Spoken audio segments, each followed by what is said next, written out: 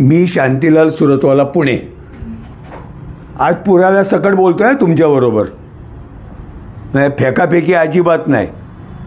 आता government of इंडियाने आपल्याला जुन्या गाड्यांना नंबर प्लेट बदलायला सांगितले आणि सरकारने त्याचे दर जाहीर केले. टू व्हीलर स्कूटर गोव्याला 155 रुपयाला नंबर प्लेट मिळणार, महाराष्ट्रात 450 रुपयाला नंबर प्लेट मिळणार. रिक्षा गोव्याला 155 रुपयात नंबर प्लेट मिळणार, महाराष्ट्रात 500 रुपयाला नंबर प्लेट मिळणार. 4 चाकी वाहन कार गोव्याला 203 रुपयाला नंबर प्लेट मिळणार, महाराष्ट्रात 745 रुपयाला नंबर प्लेट मिळणार. आणि हे माझं मत नाही बरं का, लोकमत पुणेच्या 4थ्या पानावर आज त्या दरासहित बातमी आलेली आहे.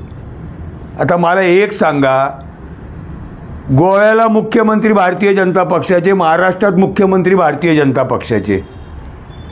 गोव्याच्या सरकारला 155 रुपयात नंबर प्लेट मिळते आणि ठेकेदारकडनं महाराष्ट्र सरकार 745 रुपयाला नंबर प्लेट घेते.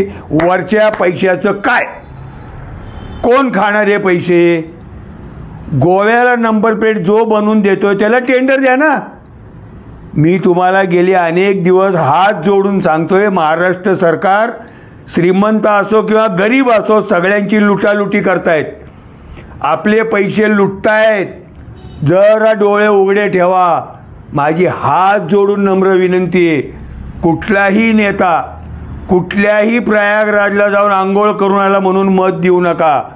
एकनाथ शिंदे सुद्धा आंघोळ करून आले आणि इथं हे मुख्यमंत्री आणि 2 उपमुख्यमंत्री मिळून स्कूटरवाल्यांना सुद्धा लुटण्याचा प्रोग्राम बनवतात.